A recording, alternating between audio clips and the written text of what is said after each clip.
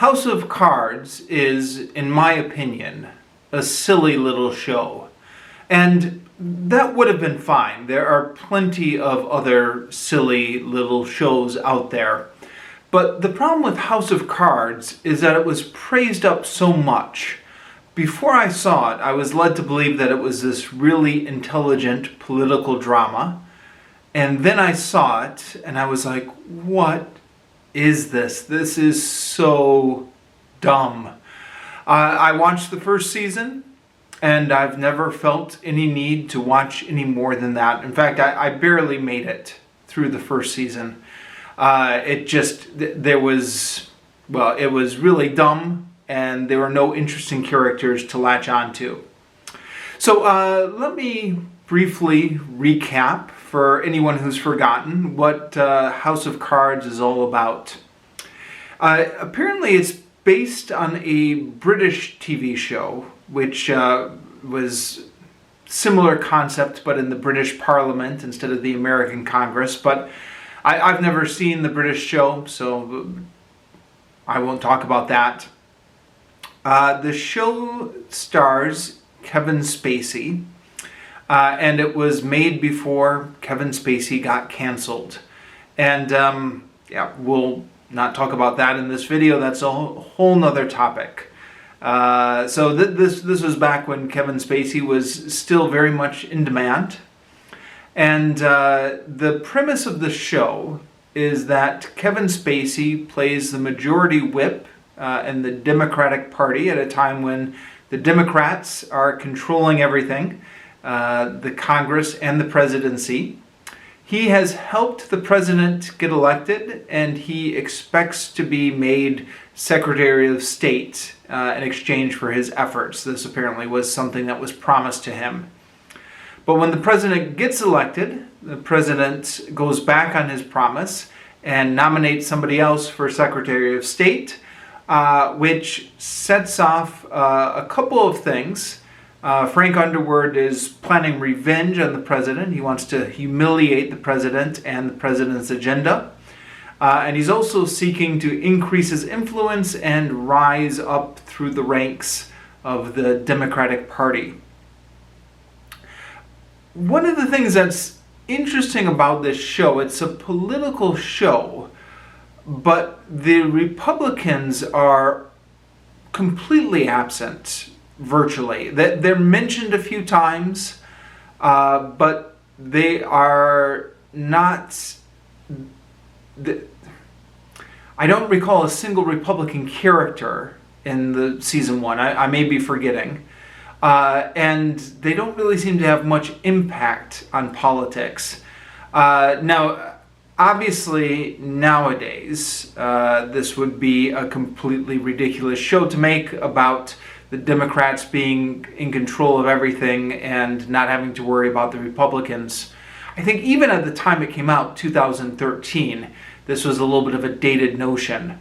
Although, you go far enough back in history, maybe with the first couple years of the Clinton administration before the Republican Revolution, when the Democrats had controlled the Congress for years and years and years and weren't even worried about the Republicans in Congress.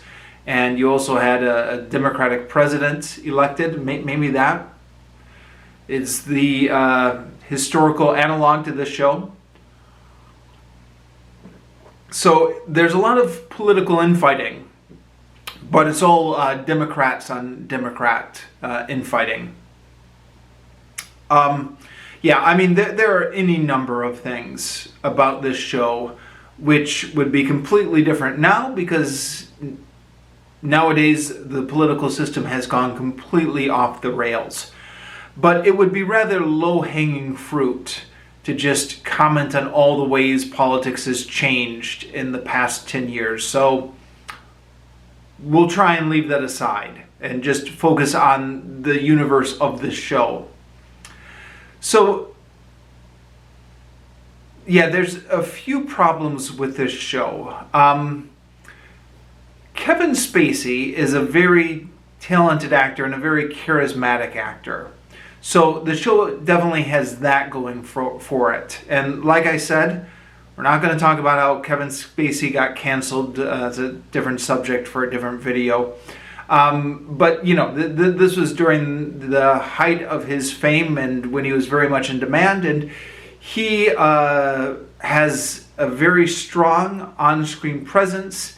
He delivers the dialogue very well. There's some clunky lines that the writers have given him, but he is able to chew up those lines and deliver them very well. So Kevin Spacey is very watchable. The show has that going for it. The problem with his character, though, is his character really has no arc. He starts out as a completely cynical, ambitious, amoral character at the beginning of the season. And then he has all these schemes throughout the season, and that's where we end the character at the same spot. I was completely bored by him as a character. I mean, again, Kevin Spacey has a good screen presence. It's interesting to watch him. But the character itself is really not all that interesting. Nor are any of the other characters interesting. So there's a few other people who are arguably semi-protagonists of the show. There's his wife, Claire, who is very much the same way and undergoes the complete non-journey that Frank undergoes, where she learns nothing, changes nothing, nothing interesting happens to her, etc.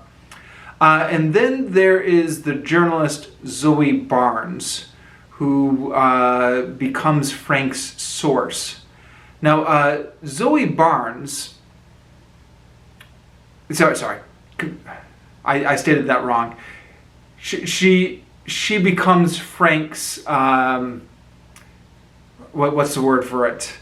Frank is her source, and Frank uses her to plant the stories that he wants to plant.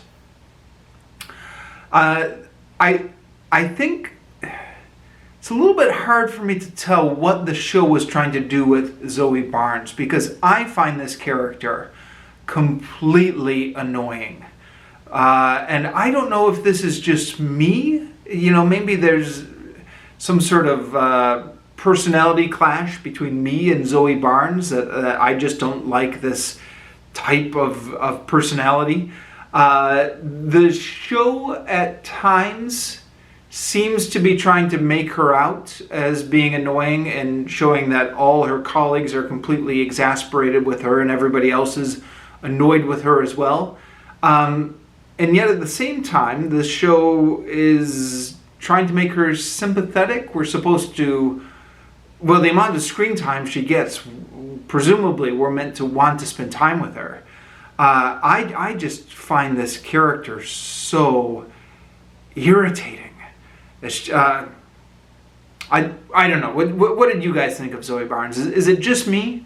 Is it just something about her character which personally rubs me the wrong way? I didn't like the character at all. I thought she was very annoying.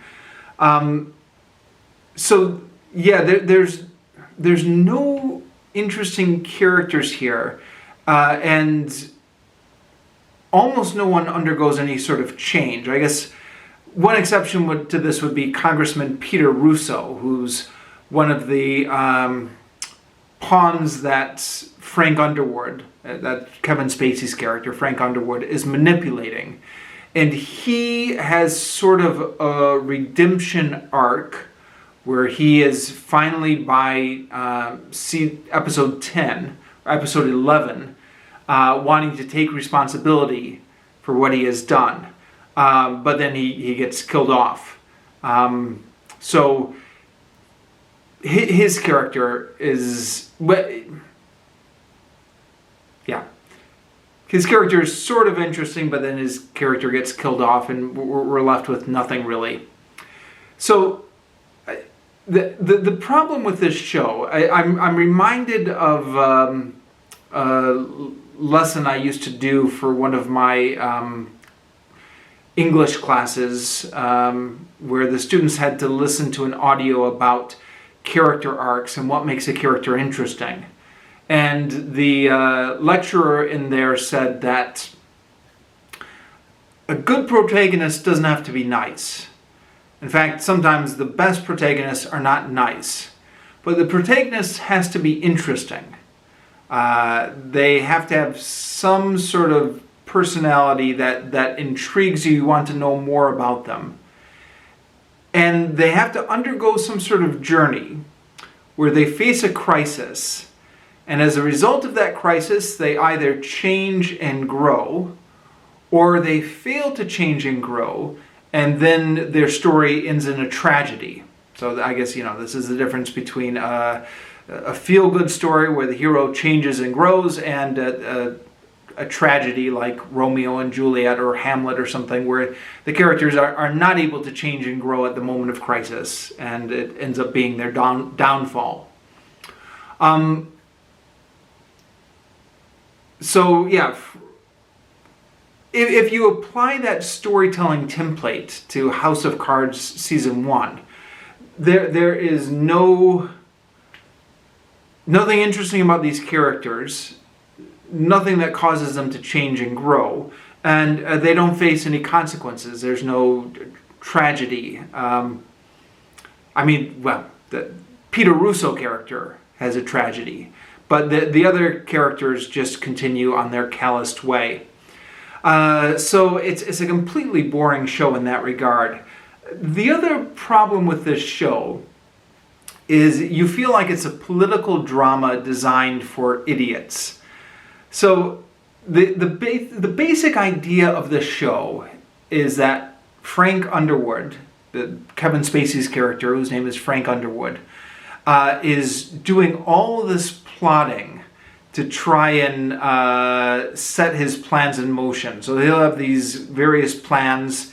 He'll manipulate various people. They don't even realize they're being manipulated, and they will enact the things that he wants them to do, which will set off this chain reaction, which will set off this chain reaction, and he's pulling the strings behind it all. It's interesting idea in theory, but all of his plots revolve around everyone else around him being complete idiots. And just reacting in unbelievable ways, doing things that real people would not do. Yeah.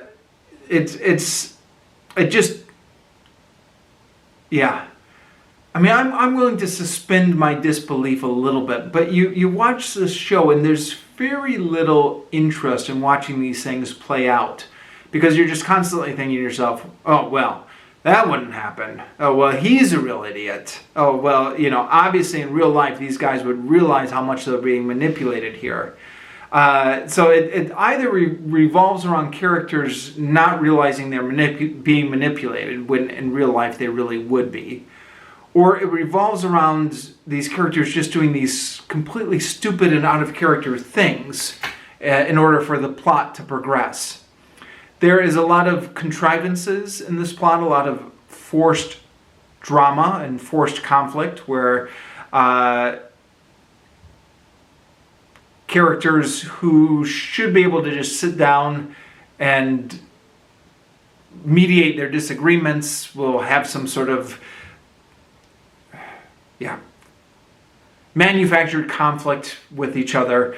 So I know this is true of a lot of TV, really, where you're watching it and you can see how the writers are just setting up arbitrary conflicts between characters just for milking more drama.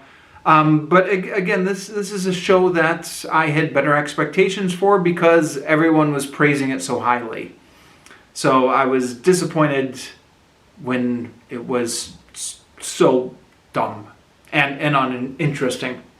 And I never made it past season 1. So if it got better after season 1, let me know. I'm not going to watch the other seasons, but let me know anyways, just out of curiosity's sake. I was reading the episode by episode reviews of the AV Club back in 2013 when I first watched season 1.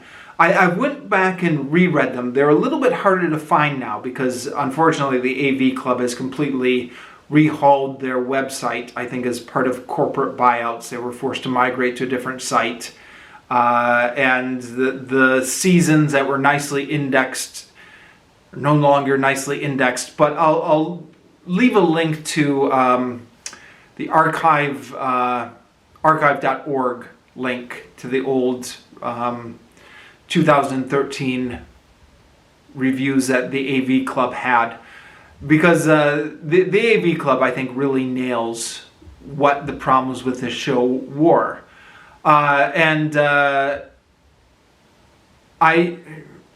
Full disclosure, I've been influenced by their reviews. I mean, I knew that this show had problems. I knew watching it that something felt off. But reading their assessment of it helped me to crystallize my opinion. So I'll link to that in the description down below. You can check that out. And let me know what you thought of this show. Thank you.